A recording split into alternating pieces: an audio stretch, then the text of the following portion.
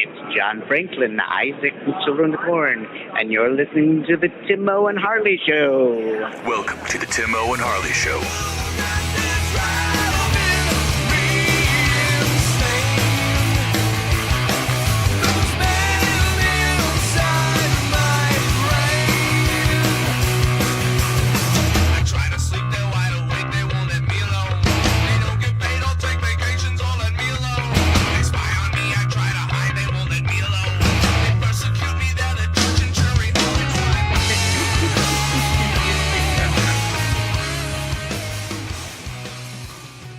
Thank you for listening to Timo and Harley Show. I am Timo. Over there is my partner in Mindcrime, Mr. Ben Harley. Say hello, Harley.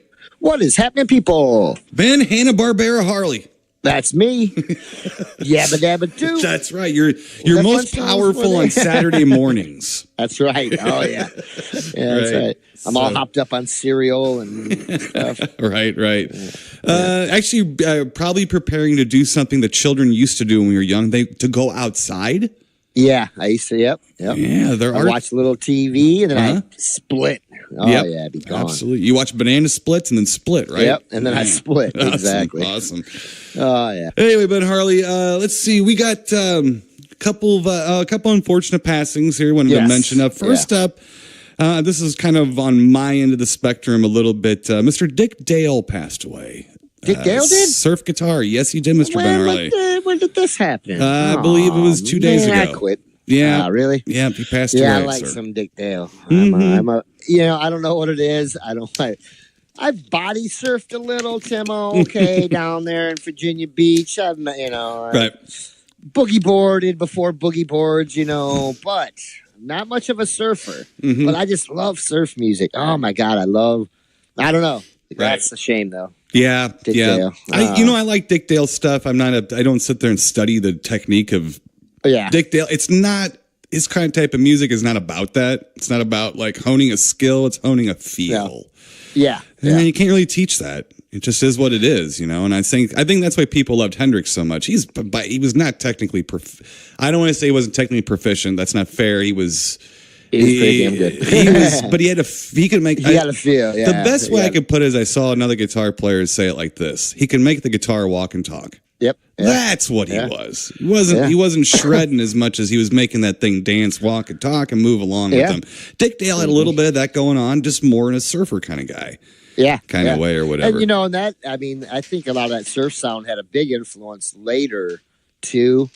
In like maybe the punk rocky maybe stuff-ish too, Oh Jesus, East Bay Ray. Dead Kennedys. A lot of that was a lot of surf guitar stuff. Yeah. Yeah. So, but I just I really dig that. That's a shame though. I'm sorry to hear that. Well, and the people listening to this thinking, where the hell does Harley live under a rock? First of all, yes, he does live under a rock, and stop messing around with him. Possible. You wait till a hailstorm comes and his roof is fine because it's a rock. All right, that's right. Then you'll be rushing to hang out with Harley at his house. But that's right. No, we explain this a lot. We record this show about a week and a half before you hear it. Yeah. So as we're recording this, it basically just happened. Mr. Dale just had passed. So anyway, darn it. Well, you know what? I'm going to be listening to some Dick Dale today. Very good. Very good. Yeah. While you're doing that, you could probably also watch a film that had Mr. John Carl Buechler working on it because he also passed. I just saw that too, as a matter of fact. Mm-hmm. Yeah. He was. he did a lot of work. But he went to the same high school as Corey did. Oh, really? My Corey. Yeah. Angie's Corey. Yes. He went to Belleville West, which is right. Wow. You saw Belleville West, I think, when you were with me. It's a high school. Sure did. There's my house, farm fields, and a high school. And then a high school. There's some more farm fields. Right. Now, that's not the actual building. Yeah. They moved to the building, or they didn't move the building, but the high school moved. But that's the high school that he went to. Yeah, here in Belleville. And we did have him in for one of those St. Louis conventions I helped out with. Very nice gentleman. And did a lot of work. Worked on a lot of stuff. Yes. Man. Very busy man. And sorry to see him. I do believe it was cancer, Mr. Ben Harley. I'm not into today's world and nomenclature and stuff, but there's one thing in this world that I can't agree with, and that's the phrase "fuck cancer." Yep. I'll buy that. I can get in that. Yeah. It's bad stuff, though, Mr. Ben Harley, and you're right that something needs to be done. It's time. Even if there is corporate greed out there and bullshit. Okay, it's time. It's time. I mean, come on. The weed getting legal everywhere, I think, is a sign of that. And that sounds silly to people who don't follow that. But you know what I'm talking about. I mean, there's a lot of cancer-fighting agents in that. And they're scared of it. I mean, listen, it's real simple. If you run a business where you sell pancakes for $10 and somebody figures out that you can make a pancake at home for a nickel, are you going to be okay with that? Are you going to want to keep your $10 pancake income coming? You want your $10 pancake income coming. So, and then what if you also are selling the syrup? And what if you're, renting out the, and you're charging a company to get in and you're doing this and that? That's a lot of money to get that pancake. And to find out that, oh, wait a minute, everybody can figure out they can grow their own pancakes at home. Aunt Jemima, she's out the window. It's like, forget it. You gotta go. You're out. It's over.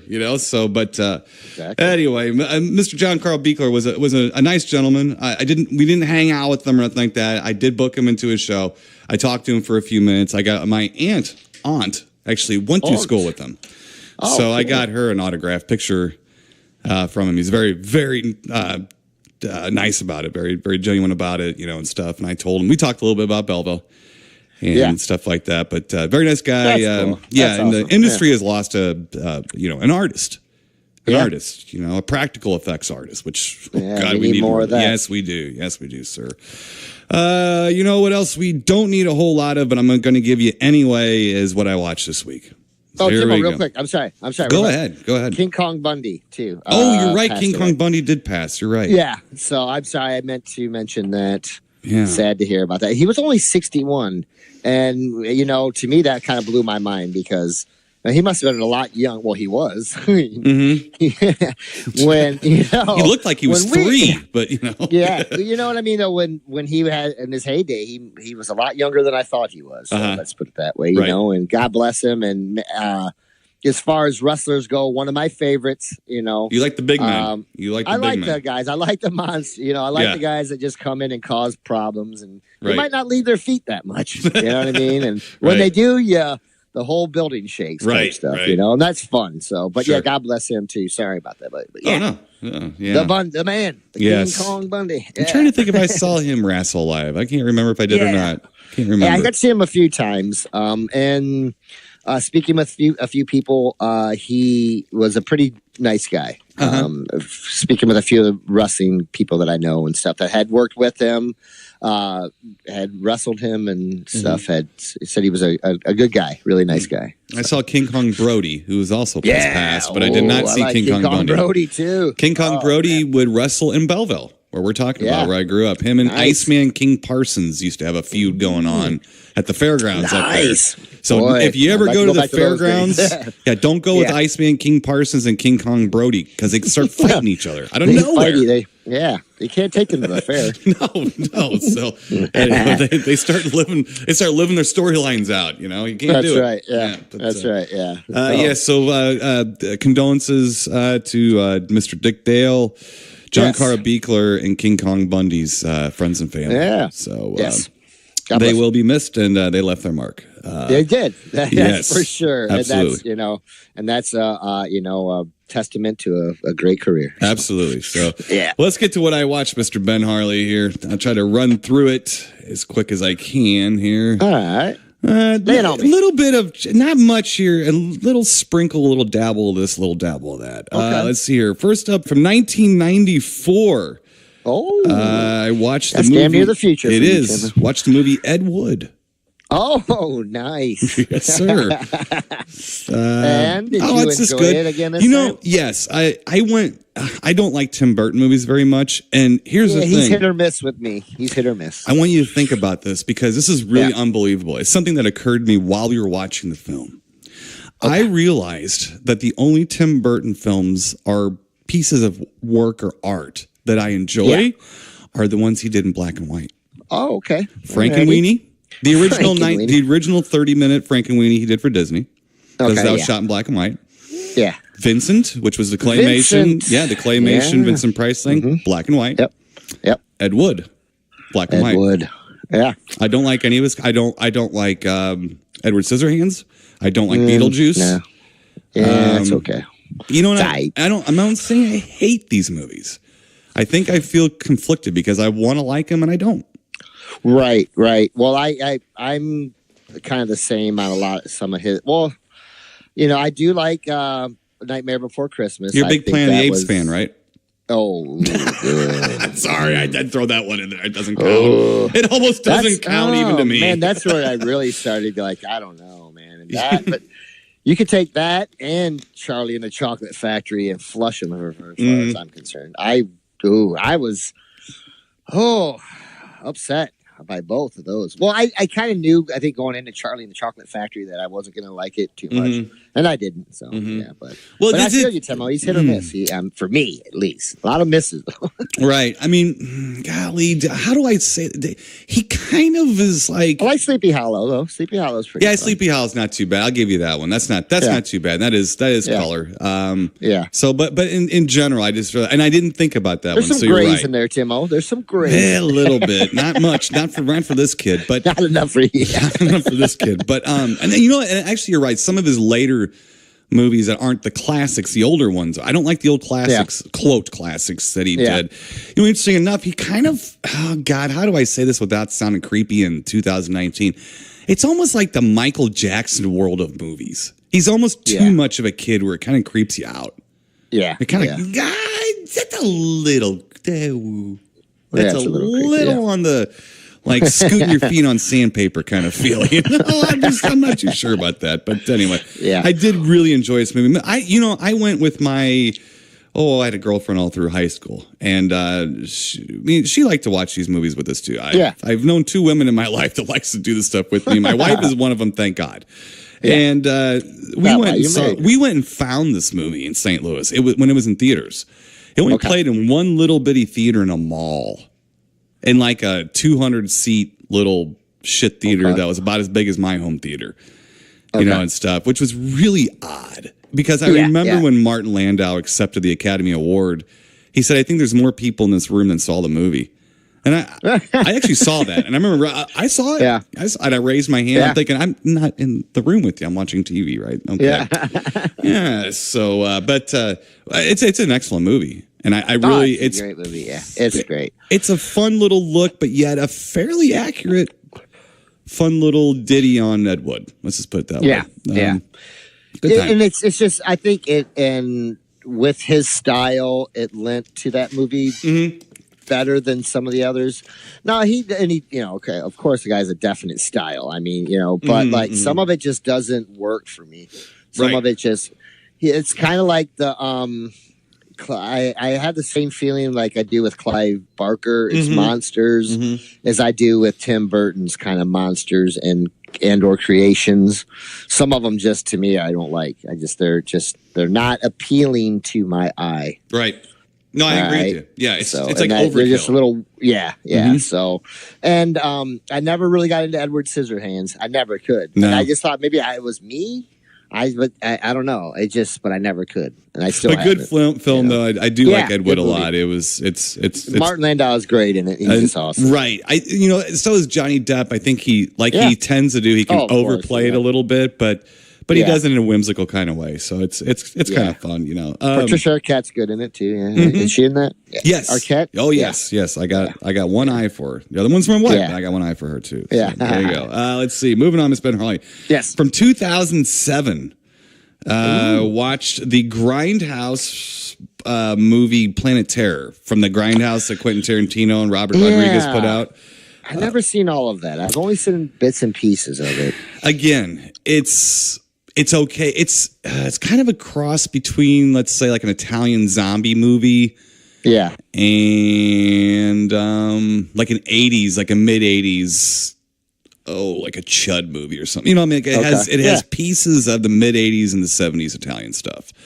It's okay. What's the other one? Death Proof? Yeah. Yeah, one's with Kurt Why Russell. I'm having such a hard time talking today? I have no idea. But I don't know. You've been eating peanut butter?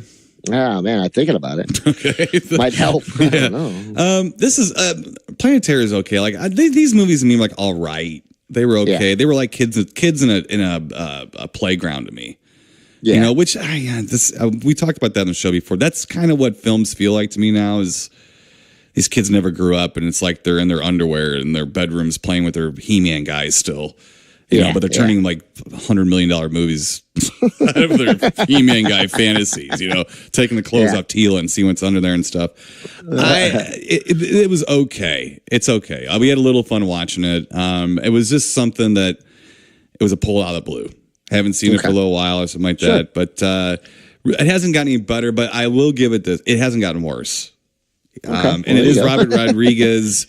Him and Tarantino, like I'm a little tepid about it. I'm a little like sometimes Tarantino I'm not much on board with. Although he did Hateful Eight, which I really liked a lot, and he did Inglourious Bastards, which I really liked a lot, and of course Reservoir Dogs to me is a classic. But it was okay. It was all right. Too bad. Let's see. Moving on here.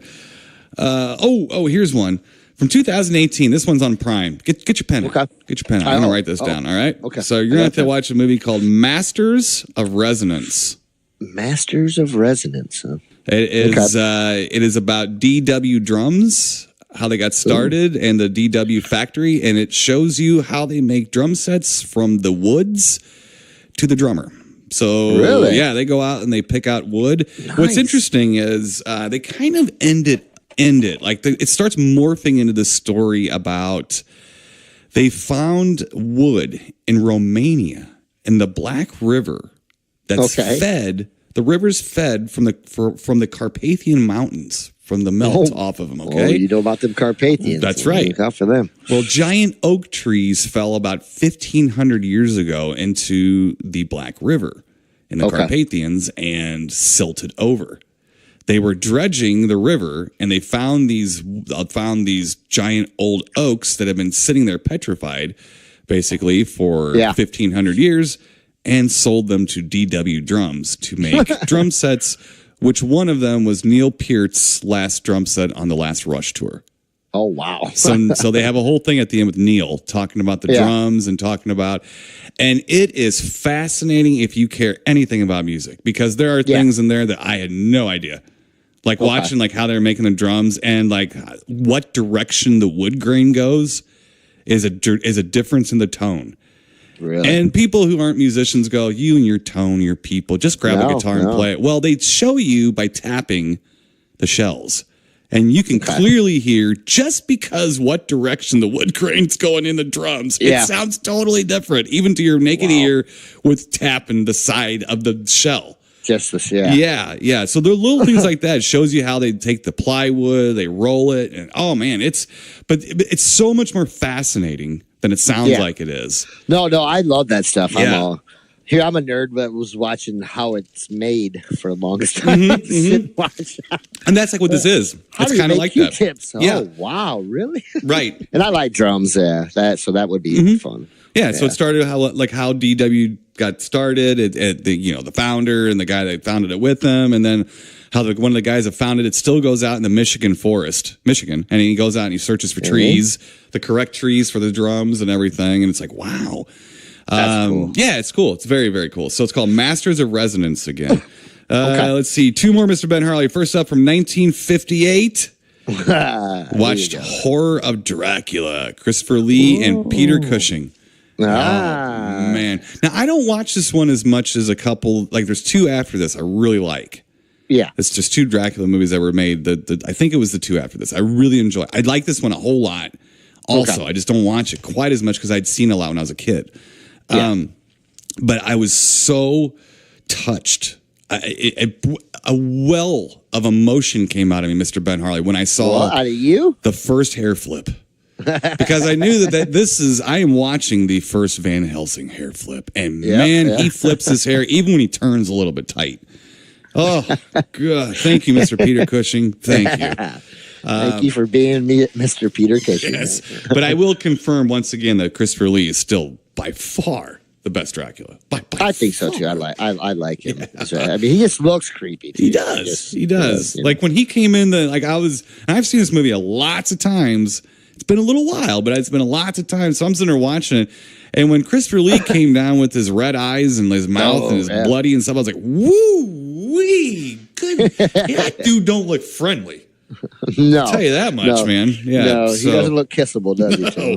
No, but good times, though. It was good. It was fun to watch that. Oh, yeah. Last up, Mr. Ben. 58, huh? 58, yeah, 1958. Wow. So that came, okay. I think, let's see, was it Curse of Frankenstein was the first of the Hammer Universal remake things. And then, I don't remember if this came out or Curse of the Werewolf. But they all kind of came out around the same time because the next Dracula movie wasn't for a few years after 58. Right. They didn't do another one. Then they did a bunch of them, and we've seen the tail end of those lately. Oh, yeah. So I told Angio that we're going to go on a Hammer Dracula freak out. Freak out. We already got the end of them. We don't need to do those again right now. We can wait till we're old and gray and we're a little soft in the brain portions. It's just when you want to get a Caroline Monroe. I can watch Captain Kronos if I want to do that. That's a good one. Or Sinbad. Oh yeah. We better move on, Mr. Ben Harley. It's too early in the morning to talk about Caroline Monroe. Okay, let's see here. Last up from 1991, watched Body Parts. Okay. Yes, with Jeff Fahey in it, the Eric Red directed film, and Brad Dourif. Brad Dourif.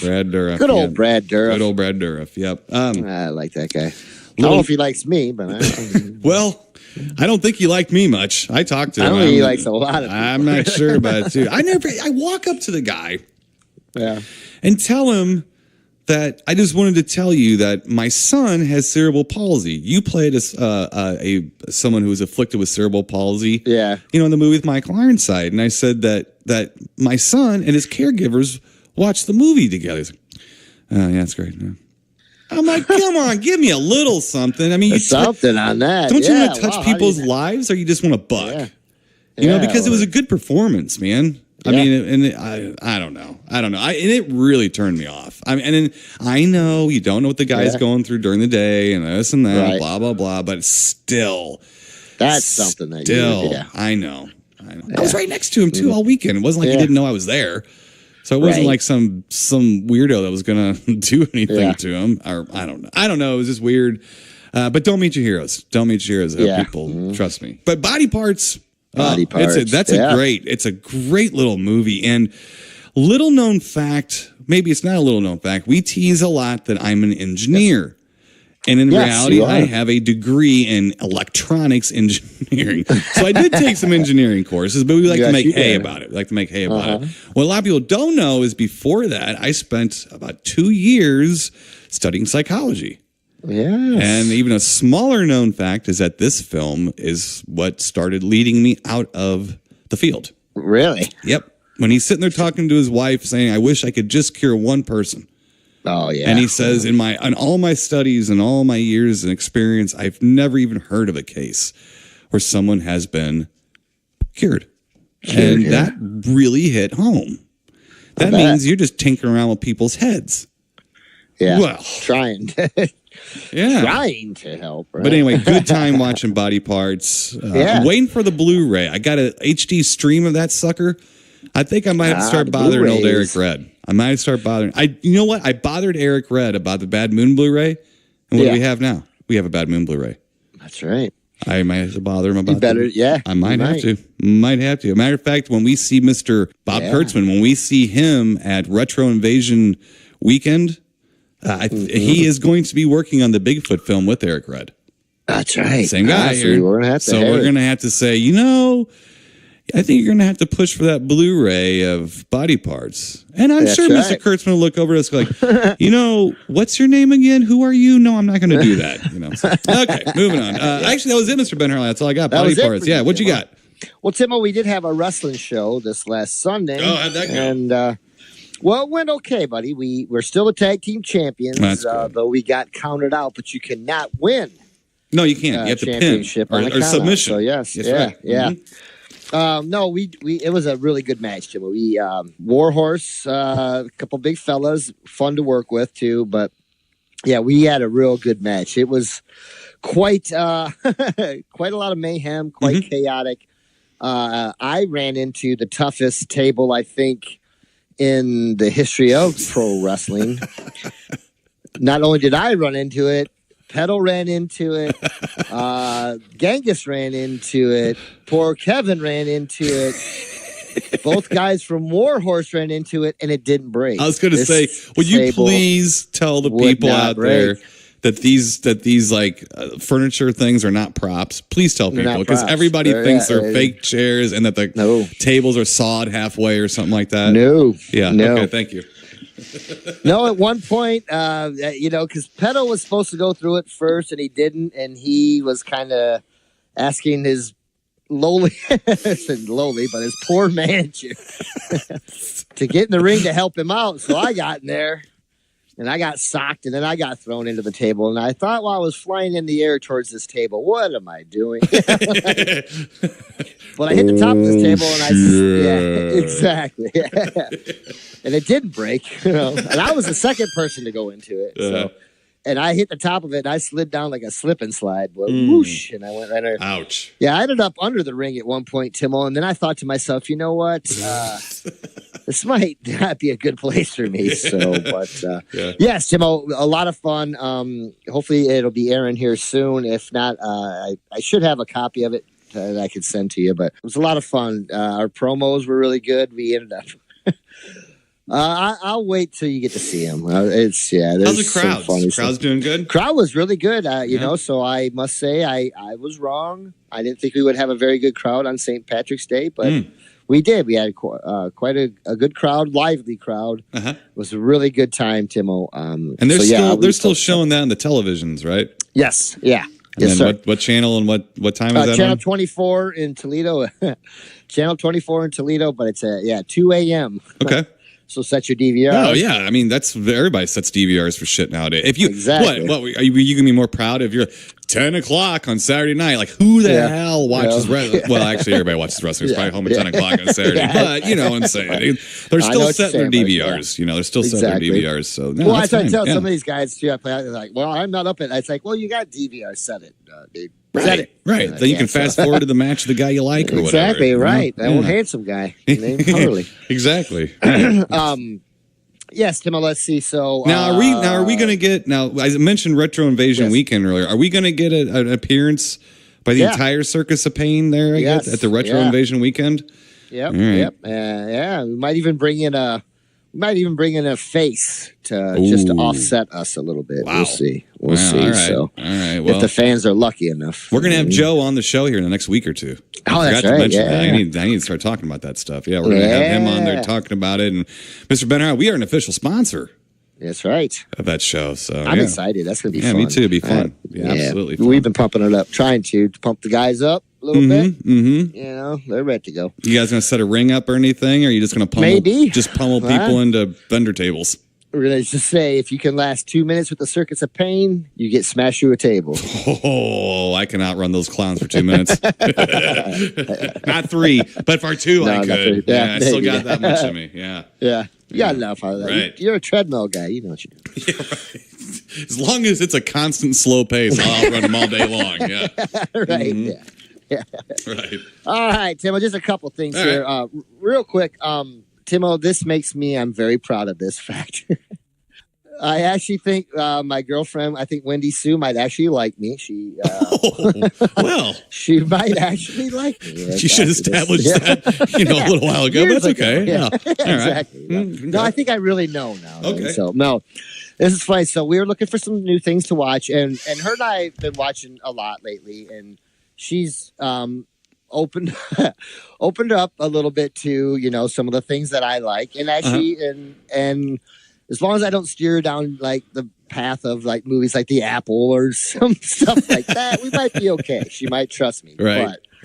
But we're going through, and the movie Fire in the Sky came up on Amazon. Oh, right. And I was talking with her about that, and she's like, I don't know, Ben, I don't really like sci-fi.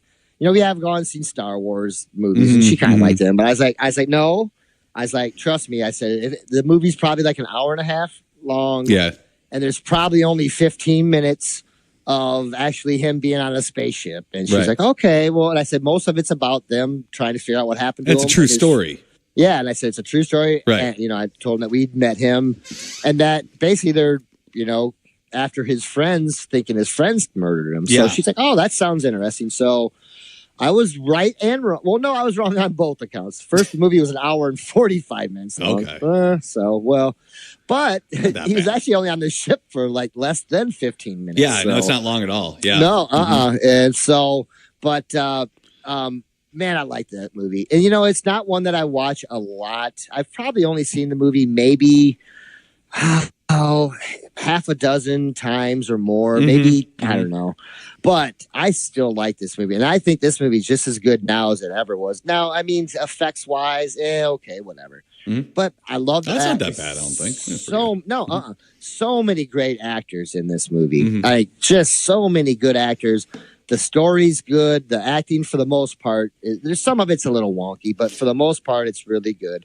I think Robert Patrick, to me, seems so stiff in that movie. And maybe it's because he's trying to be a nice guy and he doesn't come across good as a nice guy. He comes across as real stiff. Yeah. The rest of it's pretty good, but I think he kind of drags it down. I liked Noble Willingham. Speaking of talking, Noble Willingham, the sheriff guy, I like him, and I like James Garner, of course, as the marshal or whatever. Yeah. Oh, yeah. Oh, yeah, because you don't believe him at all. Even all the way to the end. Still doesn't.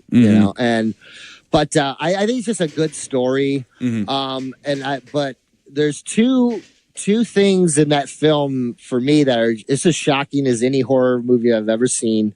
One being when they pick him up, when they go find him after he's been released or whatever, returned to Earth. Right. And he's just huddled in the corner and he screams. And I know we reviewed this and I've talked about this, but when they touch him and he lets out he just screams like, you feel for the guy. Like I actually feel fucking awful for him, and then the part where they strap him when he gets put into on the gurney or whatever, or the operating table or whatever. Right. And it's like a, I don't know, like a rubber thing that sucks him down to the table and he can't move. Yeah. And they cut his mouth open so he can breathe. Yeah. When it goes over his face, and then just the one part where his eye and his mouth. And that part to me, and it's not seen very often, to me is like one of the most shocking images in movie history. Because when it's the parts coming down, it's going towards his eye, and he's just like screaming, and it's just like I don't know. Yeah. For some reason, that affects me like almost no other movie. Right. And then so I turn over to look. And when he's got both her hands over his face, peeking through, and I'm thinking, well, maybe I did okay. So she did end up enjoying it, and we watched it all, and I really liked it. I think, especially knowing him, not knowing him, but knowing that we met him, and stuff too, and how nice he was to us, and how and I just kept explaining to Wendy too. I was like, I don't even know what the hell to say to the guy. Like, what do you say to a guy like? Because after the movie, I said to her, now you know how I felt like kind of going up to this guy and saying, right, Mr. Walton, I'm, right. Well, and sorry you got abducted. No, but what did I say to him? I don't know what happened to you, but I wouldn't wish it on anyone or something. I was very diplomatic, and I think he appreciated how I put it. I can't remember, but I will say that the parts that are Hollywood are when he's on the ship. That he didn't have that experience on the ship. It wasn't pleasant, but it wasn't. He was scared. I mean, but it was more like white rooms and people telling him to lay down and stuff. I don't think he was actually forced into things and stuff. But they had to make it into a movie that people would go see.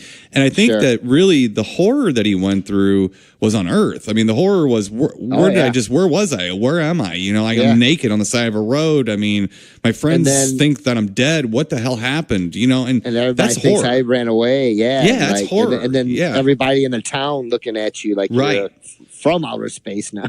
Right. Well, and if you actually go back, and we've been talking about this on the show over the last couple of months, that I've seen a couple of documentaries, more recent documentaries, where that lumber crew, that logging crew, has come back together and has said this happened.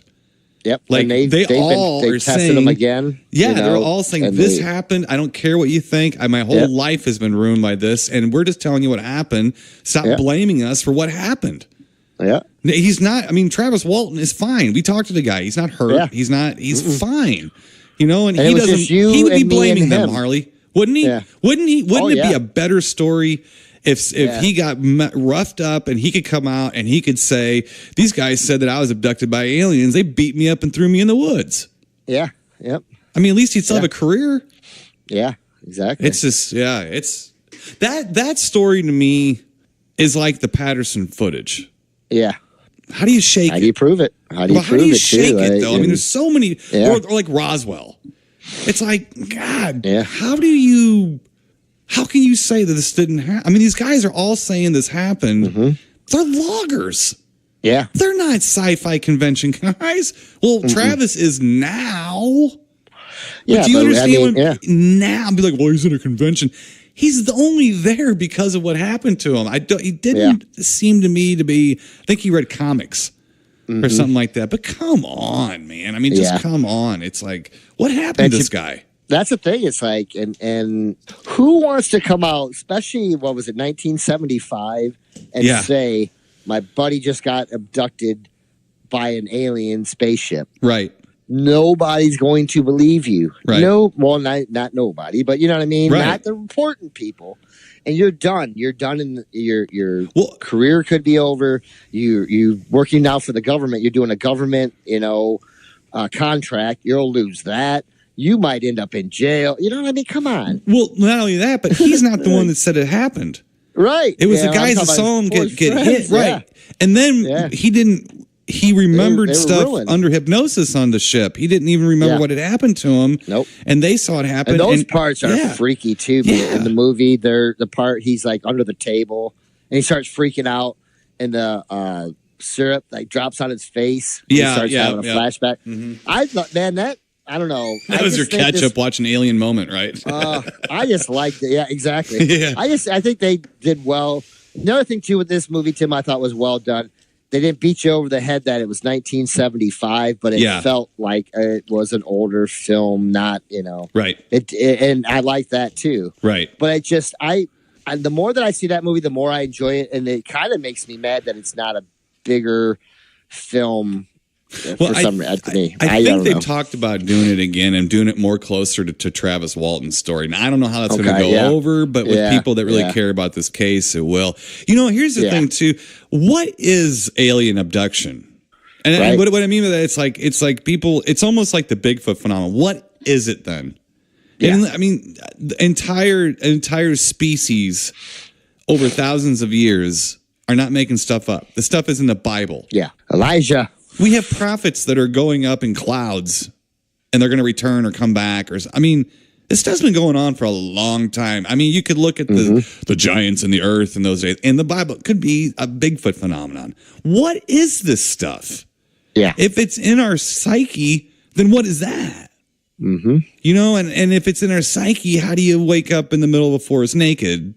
I mean, how do you lose track of hours of time? Yeah. So what is the phenomenon? I mean, because there's a lot of possibilities. It's not alien. A lot of possibilities. It's something else. It's something else. It's a seizure.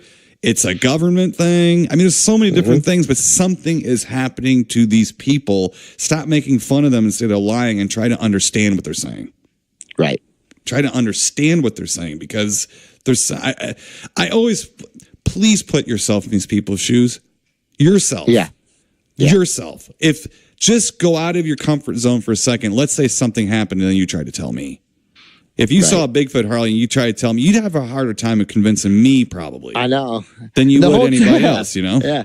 Well, the whole time, Tim, when I'm driving, we go to the Bigfoot conference. Remember, I would get there late at night on a Thursday, like at midnight. And I'd be scared driving through at night. And I'm like, even if I saw one and I drove and I say, Timo, I was just coming. You're like, yeah, come on. Or I run to the Bigfoot conference. I just saw it. Like, yeah, right. It's the whole thing that, like, to me, you get caught in a mental institution. And so you're trying to get out. I'm not crazy. Oh, sure, you're not. I'm not crazy. What do you do? You can't tell. You can't. You just can't. Yeah, I have a lot of empathy for these people. And then maybe that's what's. I think there's a lot of people that know me, know my personality, and can't believe I kind of get into this stuff because of the dry part of me, the black and white. I have a lot of black and white in me. Like, it's black and white. There's not that much gray here. This is the way it is. Live and let live. I mean, I'm very libertine, but I'm like, this is what I want to do. You fuck with me, fuck off. I'm not fucking with you. Yeah. Very black and white. And I have so much empathy for these people because there's just been little things in my life that I know people don't believe. And it's like, but it's hard for me. It's real difficult for me to try to explain things and say stuff, so I kind of don't.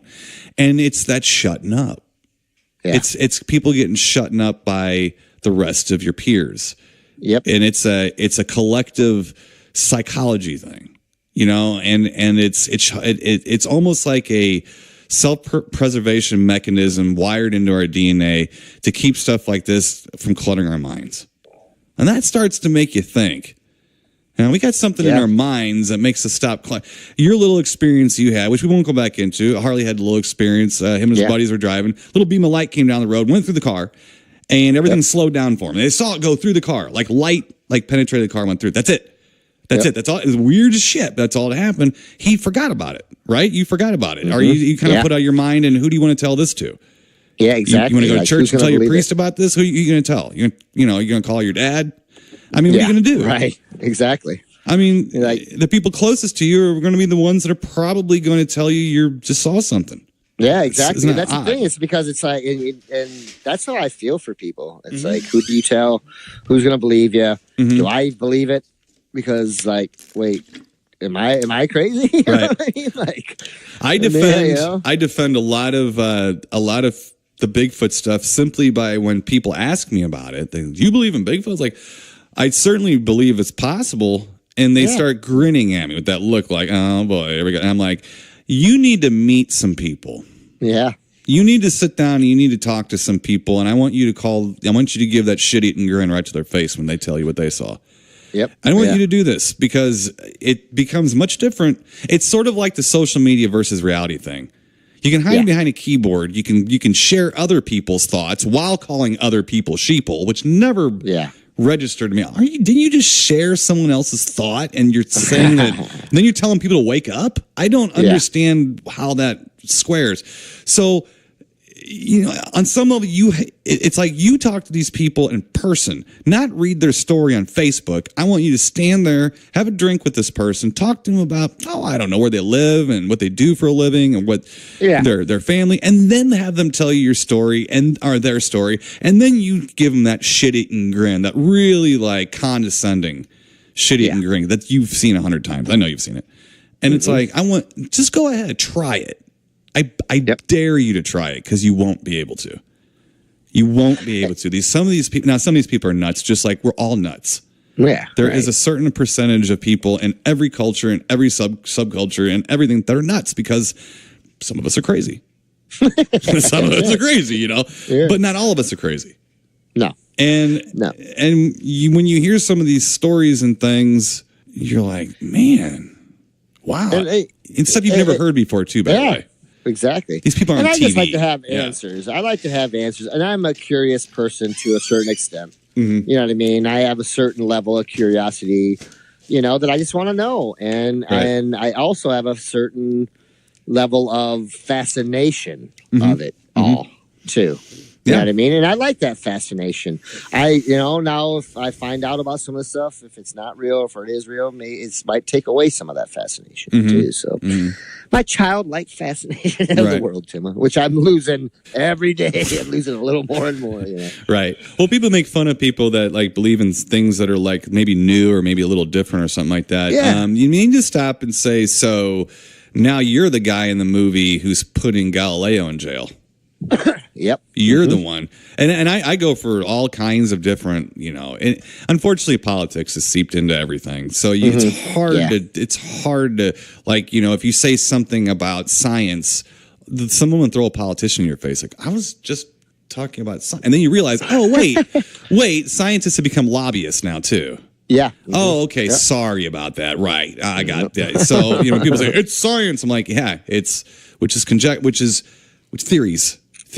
Yep. This is the best we got right now. The best we know right now is this. If someone comes up and says, I think this is different, okay, unless it's something that's absolutely provable, like the flat earth people are just blow my mind, okay? It blows my mind, and it blows my mind because it's like you can see it. I mean, it's I don't know. Go up in the building and look at the horizon. These are the people that will hand you a tennis ball and say, all right, throw me a touchdown. Well, that's a tennis ball. No, it's not. Yeah. Okie dokie, then let's do that. But anyway, I mean, it's tough. It's just tough, and I think that maybe I'm tooting my own horn here, Mr. Ben Harley. I didn't even know I had a horn, but I'm going to toot. That I think it needs guys like me, you, us. I mean, we're different about this, but they need someone who isn't out there saying, no, there's aliens. No, someone saying, listen to what this guy's saying. Yeah. Yeah. You're so wrapped up in the fact whether or not it's a Martian or not that you're not even listening to his fucking story and have the least intellectual curiosity as to why this is. Yeah. As to why this is, and so it bothers me, Yeah, me too. And Travis Walton came off to me and you. I mean, this is a nice guy. Nice, married me. Super nice guy. He wasn't like a shy, said like, oh yeah, guess what? Here, buy my book while you're at it. No, we didn't buy it. We were just us. It was when we were all done at the end of the convention. Yeah. And we went over and talked to him as he was packing up and we were packing up and he couldn't have been any nicer. He signed us a poster and, and didn't he listened to us, I think, as much as we did him, Sure. So I'm not even sure a whole lot. I think we talked about how his weekend was going and things. I mean, we did say, hey, I can't remember. I'm pretty sure I said something, but I can't remember. It was something to do the effect of, I don't know what happened to you, but it sounds horrible, and I wouldn't want to wish it on anyone. And he said, thank you. And that was really it. I mean, I think he appreciated the benefit of the doubt. Yep. Yeah. That's all I gave him. Yep. And I think that's what people are looking for. That benefit of the doubt. Give me a chance to explain. Give me a chance to talk. Let me, and I do feel bad because there are people who have mental health issues and stuff. Yeah. And the psychiatrist or psychologist doesn't just go, oh, well, he's fucking crazy. No, they listen to what their manias are. They listen. If it's a delusion, they listen to it. And that's the key to trying to help them. Yep. Yeah. So either way, you need to listen to these people, but anyway. Exactly. Let's get to our official films. That's it, Timo. Yeah, that's it. Woo! So let's see. Let's go in chronological order. Okay. Meaning let's get to the oldest film first. So from 1942. 1942 is one of my years, Mr. Ben Harley. That is one of your years. One of my years. It's like an 81. The world was on fire. But it was. Pretty sure that's when your Wolfman came out. Pretty sure. Right, yeah. So we have this strange case of Dr. RX. Dr. Medicine. Dr. X, and that's what they were calling him, RX. So because we were talking about off air, we're like, how do we pronounce RX? Like RX. There we go. Okay, RX, so the strange case of Dr. RX.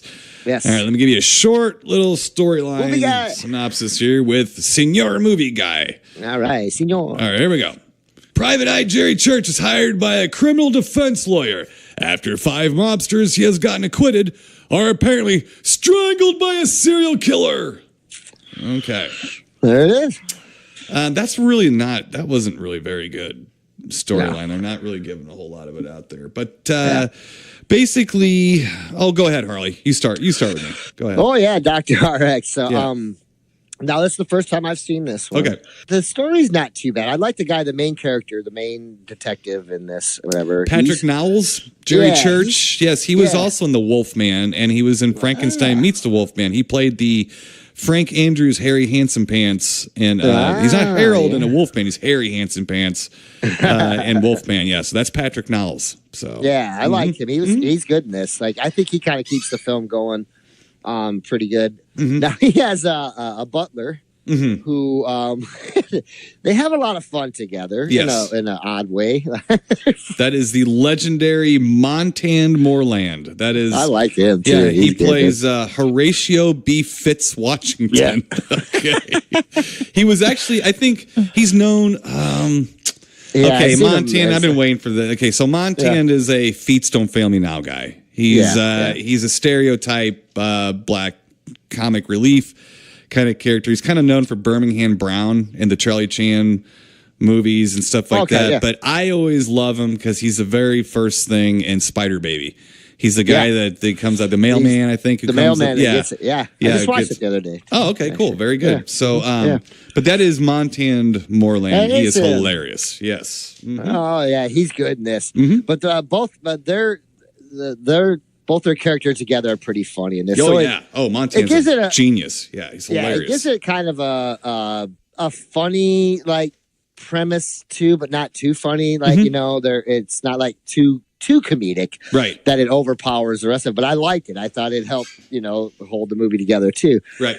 As far as the Doctor himself, I don't know. It leaves a little like this isn't one of those movies like it needs more monster. This needs more Doctor, I think. Well, for me, like more.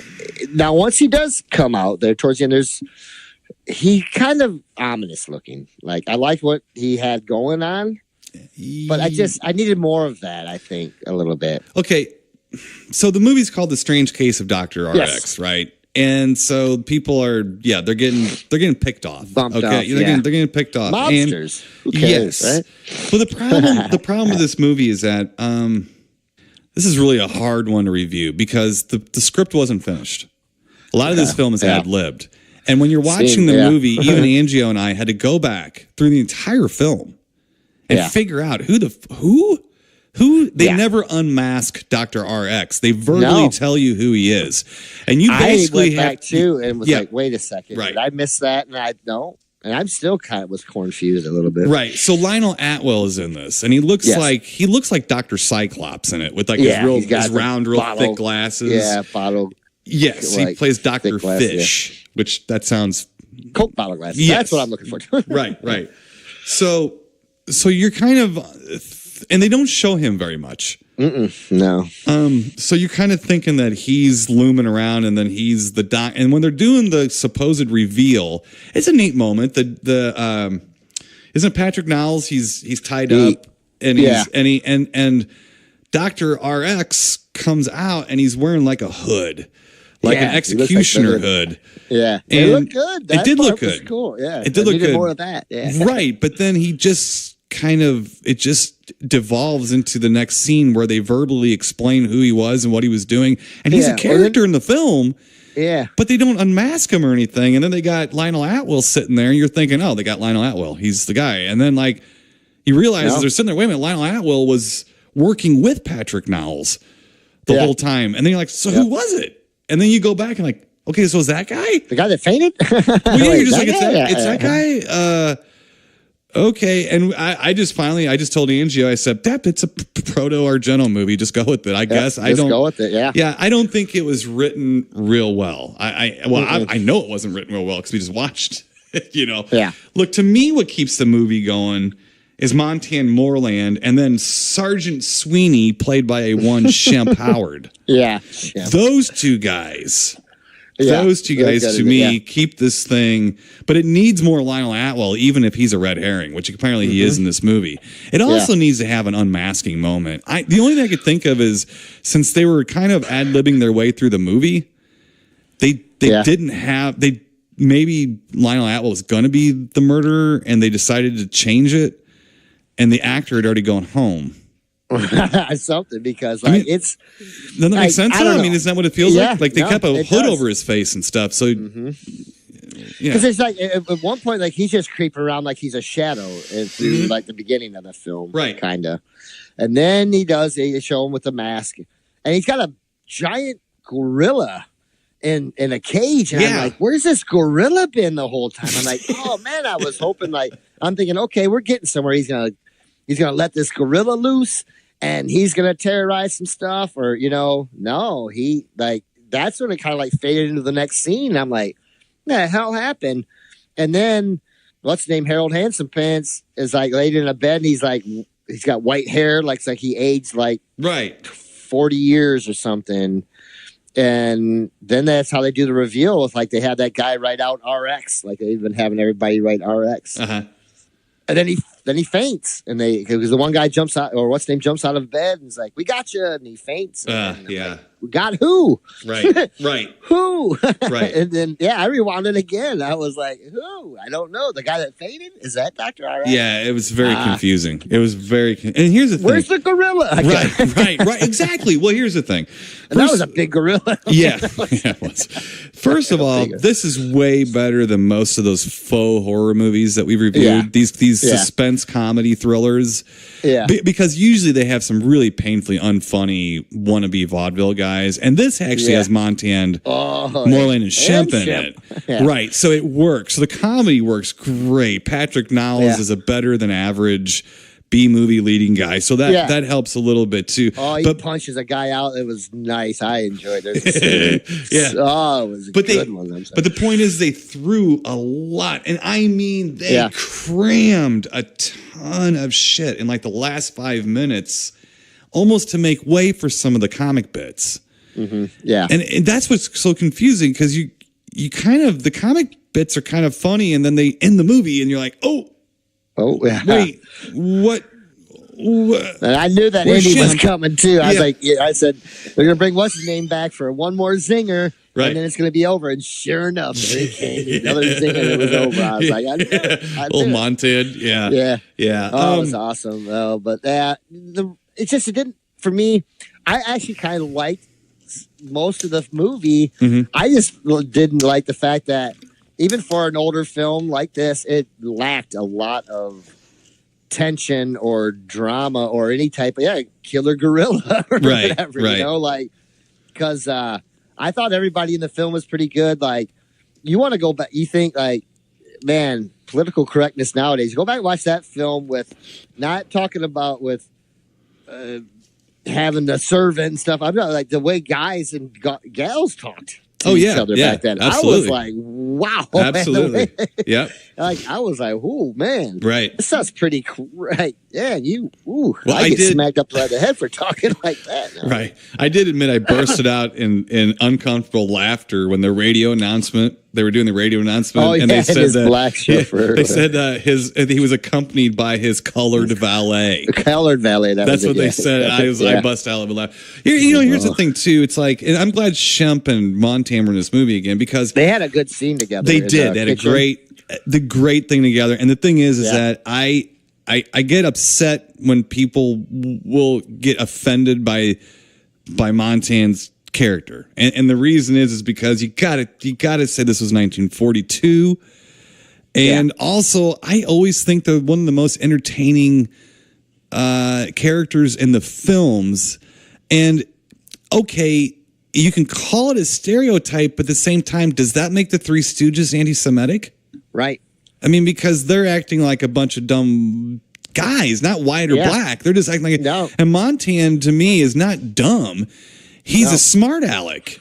Yeah. He's very smart and a smart aleck, you know, and I think he's very, very funny in it. Now, I am very glad that don't get me wrong. I'm glad I'm glad it isn't there anymore, but it doesn't stop me from wanting to go back and watch it and still be entertained by a very talented man, a very talented comedian. I don't know, Harley. You know, I'm treading water here a little bit. It just bothers me a little bit in these movies where it's like, I really appreciate these guys. I mean, I think they're funny. He elevated the whole damn movie. Yeah. And Montan's a genius. He's great. Yeah. He's great. You know, well, like you're saying about the Stooges, you know, and then Shemp in this, like, he acted real he was smart, you know, real superstar, but then he would do some silly, stupid stuff. Oh, he was total Shemp. He was total Shemp. It was awesome though. You know what I mean? Like, and I appreciate it. Doesn't make me like, you know. I know. Well, there's what we think of the strange case of Dr. RX. Yeah. Which we've Dr. gone on Three Stooges and all kinds of rants and stuff. Well, it was so, I had to send you that picture of him in the car. Yeah. I was like, this, you know, just having him in that film made it fun too. It did. Right. You know? Right. And I know he had done other stuff. Oh, sure. You know, he did a lot outside the Stooges. I was so totally excited because I didn't realize he was in the movie until we sat down. I saw his name in the credits. I was like, oh, Shemp's in this. And I didn't see Montan's name. I just didn't catch it. And so when he walked out, I was cheering because I was like, we got Montan Moreland and we got Shemp in the same movie. We are going to have an entertaining film. And Mr. Ben Harley, I'm going to give this movie a mild grape ape up. And here's the reason. It doesn't make a lick of sense. It's hard to follow. But Montan and Shemp really make up for it. Patrick Niles is okay to me. They kind of have a breezy little love story going on. They need more. Like he was kind of I think he was just. I liked him. He was kind of a jerk, but a nice guy in the same. He didn't care what people thought, and he got up and socked that one guy in the face. You liked the punch of the kisser, didn't you? Because the one. Well, they were kind of like they were mobsters, right? And then. But he liked the ladies, and then they had the mobster lady. Yeah, and the one mobster guy kind of like hit the one girl in the arm, and he got up. He's like, "Oh, excuse me, that was my fault." And then he's like, "Pow!" and punched the guy. Like, yep. Oh, that reminded me of my rope operas. Getting the old left. He didn't even set him up at the right. He just gave him a straight left. You know, like, he never saw that coming. Right. But yeah, I just enjoyed. There were certain scenes that I enjoyed. I'm gonna give it same thing like a mild grape ape. If it would have had more like Killer Gorilla or Dr. RX in his mask, I probably would have given it a little higher. Right. Or if they would have let Lionel Atwell be the villain, the gorilla, that came out of nowhere. Like, what? I mean, you just had to throw a gorilla. If you had one of these movies, it seems like if it wasn't a monster movie, it was like a mystery that you wanted horror people to watch, you had to throw a gorilla in there. And so they literally just threw the gorilla in there. Yeah. But again, it's so much better than these other films that we've reviewed that are like this. The Spooky House, like with the comic relief and stuff, and usually comic relief is just painful. And this is just a better quality, better talent involved in this film. Not very good writing. It's not real. It's very confusing. But it was still entertaining, and that was a triumph for the film. So let's move on, Mr. Ben Harley. Got two mild grape apes up there for The Strange Case of Dr. RX. Next up, from 1978. Ooh, we have Warlords of the Deep. The original title being Warlords of Atlantis. Ah, okay. Yes, so I think. Wait a second, did I watch it wrong? No, you watched the right one, but I do believe if you saw it like on television or something, they were calling it Warlords of the Deep. Now I might have. Yeah, that sounds a little bit more. Sure. Like I'd never heard of this one. That's what kind of sparked my interest. Sure. But it seems like I don't know that I'd ever seen it, but it was vaguely familiar to me. You probably have, because I think I know I'd seen it, but not as much as some of the other ones of its ilk. Yeah. Let's put it that way. I don't think it played as much. Let me get you out a summary, a story summary here. Now, this is a little bit longer, but this is another convoluted movie. I mean, just way too complex. I thought story-wise, it was just kind of like, what? Who's that? What's that? What's that creature? What's that doing? Okay, we'll never see that guy again. That's one of those movies, So let me get you. This might help. So I'm going to get a movie guy to give us an assist, if you will, with the story here. So here we go. All right. Warlords of the Deep or Warlords of Atlantis, whatever mood you're in. All right, here we go. I'm going with Atlantis. Okay, here we go. Searching for the lost world of Atlantis, Professor Aitken, his son Charles, and Greg Collinson are betrayed by the crew of their expedition ship, attracted by the fabulous treasures of Atlantis. The diving bell destroyed, a deep sea monster attacks the boat. They are all dragged to the bottom of the sea where they meet the inhabitants of the lost continent. An advanced alien race makes slaves of the shipwrecked sailors. The aliens want to rule the human world to create a Nazi state. Due to his high IQ, they think that Charles may join them. Greg and smart people like to be Nazis. The only smart people are Nazis. Greg and the team will need the help of Delphine. Yes, Delphine, the daughter of a slave, to escape the city surrounded by evil creatures. Wow, that's hard to get through. I apologize to the audience. Clam heads or whatever those guys are. This movie was directed by Kevin Connor. Okay, so let me just throw you in here. Kevin Connor was indeed the person who directed People Time Forgot, At the Earth's Core, Land of Time Forgot, and all these have that. All these have that familiar aroma of Doug McClure's aftershave. They do. Man. They all have that totally. It's like a fog. Everything's got a fog to it. Yes, and I started calling bullshit. Right when Doug McClure was in the diving bell and the giant monster head came up and ripped the sleeve off of his shirt. And I looked over to Angie. I said, by the end of this movie, that shirt's off. It's off. And you're closing your eyes because you're not going to get any kind of McClure hulking muscles in those eyeballs when you got this wreck sitting next to you. So, and I was right about that, by the way. I was right about that. Yes. So, his shirt came apart in different times during the movie. As if, give it all away at once. Why can't that happen to Caroline Monroe or something like that? Right. So Kevin Connor directed all those movies, but Mr. Ben Harley, he also directed Motel Hell. No way. Yes way. Nah, so this film is right there. It's right there with the Time Forgot films and I like those. Nearest Core. And basically these are like the same story as like the Mole People, Missile to the Moon, Catwomen to the Moon. Where there's a society of people that are, it's like the have and have nots. Sort of in a way. There's a master race. Planet of the Apes. Planet of the Apes. The Time Machine. It's the same story. It's very like a political allegory, I guess, in some way. This one was struggling for that, but basically, So Doug McClure and his buddy, the Peter Cushing wannabe guy, they basically go down the diving bell. Okay, and looking for Atlantis, and they get picked on by random sea monsters. Yeah, the one looks like Nessie, and it pops its head just perfectly sized head into the bell. Man, it's I'm kind telling of paper mache-ish. It really is, but I loved it. I was like, whoa! Like I got a little thrill out of it. Right. So when a Gamera's babies basically pops his head up, like up through the thing, and then Doug McClure. That's how Doug McClure loses his first sleeve, first part of his shirt. But what's funny is he electrocutes the thing, and the sound it makes when the little toy monster starts. Yeah, it makes the funniest noise. I can't even replicate it. It makes a funny little noise. Yeah. The guy who was on, I don't know. The guy who was running the sound on this was. He worked on the Three Stooges.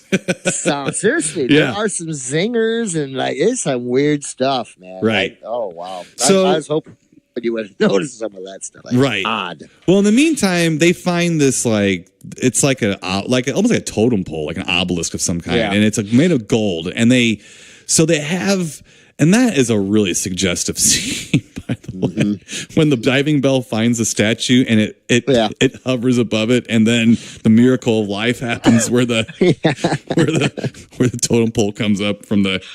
Anyway, we'll just, I think people, if they're following me, which they're probably not, they probably tuned out already because it's gone off the rails already at this point in the show. But they get that thing up on the ship. Now, I don't know what year.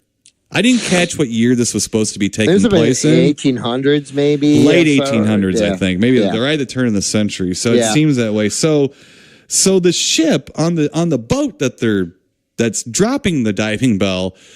There's a bunch of scurvy scallywags now. There's 3 crewmen and a captain. One of the crewmen played by Motel Hell's own John Ratzenberger. Yeah, Cliff John Clavin. Ratzenberger. Man, Cliff Clavin was he looked not very piratey. No, but he was still a scallywag. He still was a scallywag. He still was. So when they get this, when they raise up this big gold thing or whatever, it doesn't take too long for the scallywags to look. We're mutinizing this thing and we're taking this gold for myself. Yep. Kind of funny. We watched a gold obsession movie right around St. Patrick's Day, by the way. But, pretty good. Me gold. Right. Yeah. Unfortunately, the ship gets attacked by a goofy giant octopus. Oh man, they're having bad days with these. Man, these monsters are coming from everywhere.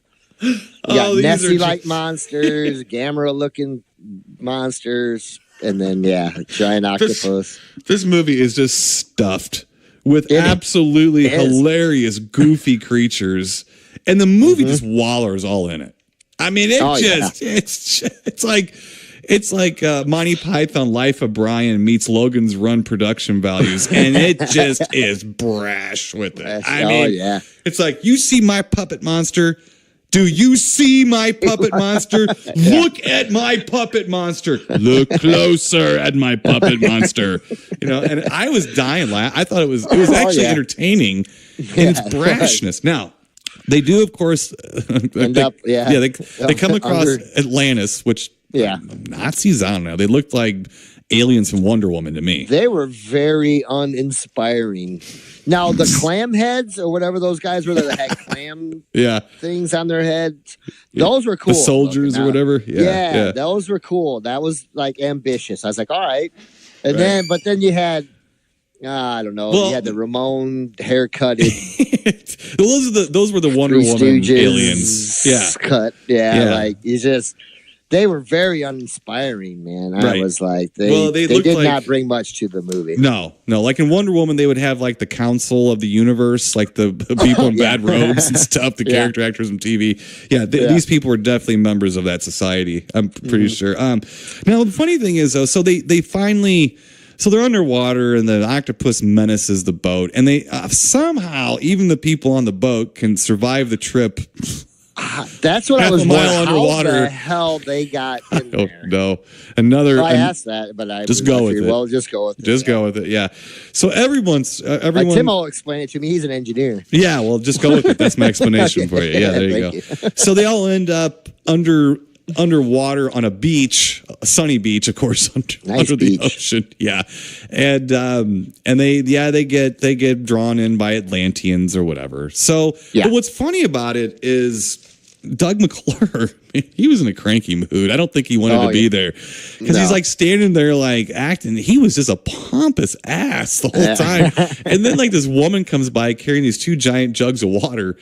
And he wants to help the woman. He goes to help her, and he's like, "Oh, I'll help you carry that." It's like, "Oh no, you can't. You don't understand. You're a stranger in this land." He goes, "Oh, I can I?" And he takes the water and starts beating up Atlanteans. He throws water on him. He starts beating the shit out of everybody. I'm like, Doug, you're being a dick. You are being a dick. Yeah, you're the outsider, Doug. I mean, come on. Unfortunately, then it really slows down for a while.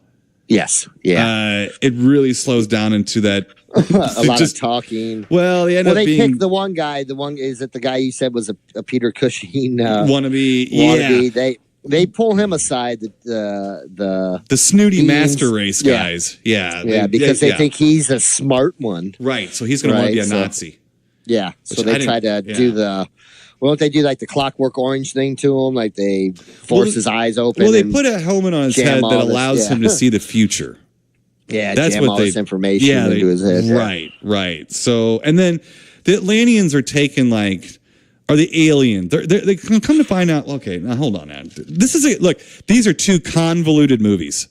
This is convoluted movie week on the Tim and Harley show. They are so convoluted. So the snooty master race. Okay, with their medieval tech. Yeah. Never got that. Never understood that. It's like, I didn't even see a hammer or a chisel. You know? No. I saw robes and fires and pools. And they're like, and so there's some master race with their medieval tech who just happen to be aliens that want neutron energy to escape the planet. Looks like they settled in pretty good down there. They sure did. They don't look like Gilligan's Island ready to get up. So anyway, so Doug McClure and all of his pals, they kind of figured this stuff out. And of course, what do they want to do? Escape. Yeah. They want to get out of there. So it slows down horribly right up until they all escape. So when they escape, though, you get back into goofy monsters. And they run across that one monster again, the half kraken. Yes. Yeah. And there's I don't know, horned gamma babies trying to attack the city, where was that wall at? It was climbing up, by the way, in relative in time and space. I'm not sure. But the best they didn't really give us a real good perspective on anything. No. But the best part, Harley, and I think probably the best part of the movie is when they are attacked by Piranha 2 flying piranha monsters. Oh, yeah. And it's like watching the end of Spenguli, where it's just a bunch of crew guys throwing rubber fish at the actors. Yeah. And I mean, there's 20 crew members throwing fish. It looks like Jesus on the Mount. I mean, it's just fishing. And they're attaching to people. And they're attaching to people drawing not a lick of blood. No. But it just goes on way too long, which makes it hilarious. It makes it fun, too. So it's so much fun. But it's got the part where it slows down into... It's a lot of talking. It's like 1978 preachiness, where it's like, look, I'm on way too much cocaine to really preach, so I'm going to give you a little lip service here. And when we come out of this haze, we'll suss it all out. We'll put it all together. I'm going to give this movie another mild grape ape up, and it's not a really good movie, but it's almost as if it's very ambitious. It's almost like the cast and crew completely. Of At the Earth's Core and People of Time Forgot, Land Time Forgot. Said, look, we got all this shit. All right. Yeah. We made some money off these last ones. Look, I know that we're tired of doing these, but Ray over there has 9 8-balls. Yeah. Okay. And Phil over there just got a whole sheet of paper. I don't know what's on it, but let's lick it. And in case we need any kind of security blanket Ray over there's got a QP a pot. Yeah, and just say, wait till the rap party. Just wait till that. And Doug McClure's not done hitting on women. He's not done hitting on the women. So we got it. Yeah. Let's ride this little. So it looks like they just hodgepodge threw a bunch of shit together with really bad monster attacks and stuff. The octopus, man, I'm telling you right now, without people, that thing wouldn't be dangerous at all because apparently they were jumping on the thing into its mouth when it was beating up the ship. Yeah, it had the gold thing in its tentacle. It was beating the shit out of the ship. I got a kick out of this one, Harley. I did too. Yeah. Now this would have been one though. I'm going to give it the same thing, like a mild, little above mild grape paper. Mm-hmm. Only for the fact that probably the 8 or 9 year old Ben Harley back then on a Saturday morning would have been digging the hell out of this. Oh, you ain't kidding, buddy. Oh man, I would have been like, I can't wait to see what monster comes next. Oh, we would have been ordering Domino's. I would have been calling you. I would have been over your house. We would have been farting and stuff. Yeah. Yeah, mm-hmm. But man, that one monster, I love the one though, the half Kraken one that like. Basically, he just guarded a little bitty bridge that wasn't even much of a bridge. It was just kind of, I don't even know, like some sticks laid down that you could crawl over.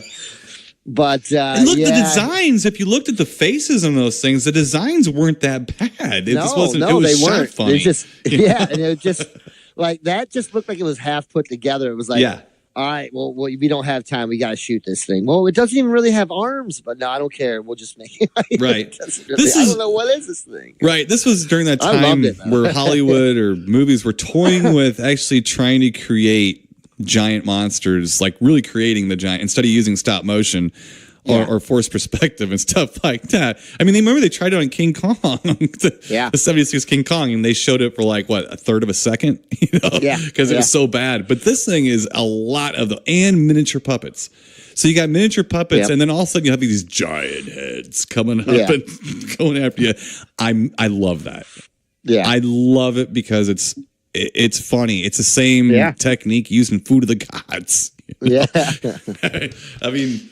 I don't know. I got a kick out of this movie, Ben Harley. I had a lot of fun watching. I'm only going to give it a mild grape ape up because it really is a shitty, stupid movie. But it's not boring. It does get boring in a little bit, and that's where the mild comes in. I'm sorry. There is a stretch where it's just like, where he gets they imprisonate the crew, and then they got to get them out, and then there's a little bit of talky stuff. It is, and the aliens is verbally explaining what they're doing there and stuff. It's like, you don't need to be aliens. Just be Atlanteans. Who cares or whatever, But I had a fun time. No Submariner or Aquaman. Well, I was very glad there wasn't any fish sex because I was waiting for it. I was waiting for fish sex. I was waiting for it. So, I'm going to change my vote to a regular grape ape up because I'm realizing how much fun I had watching it. But it's still a silly, goofy movie. But they really they didn't shy away from it. They said, "Here it is.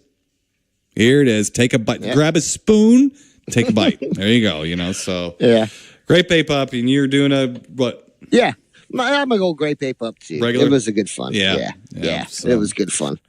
I finally picked one that was sort of good fun and had a drag on it. I think you designed the monsters when you were 8. Ooh, when this came out. Might have. So again, let's see, 2 grape apes up for Warlords of the Deep. Wasn't too many Warlords either. No, there wasn't. Look, this was a UK movie too. So it's the UK, man, they made some fun movies. They were the only people really making very fun movies like in the 70s and 60s and stuff with the Hammer stuff and with this nonsense, this Jules Verne type stuff. Whatever. So we got 2 grape apes up for Warlords of Atlantis, Warlords of the Deep, and we got 2 mild grape apes up for The Strange Case of Dr. RX. RX. Wow.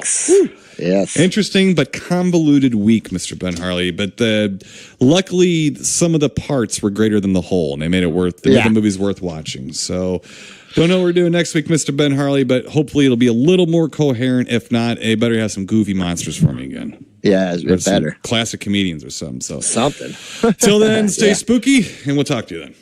Keep it creepy, people. You've been listening to the Timo and Harley Show, brought to you by ScreenPrintingFactory.com, your affordable one-stop solution to all your screen printing needs.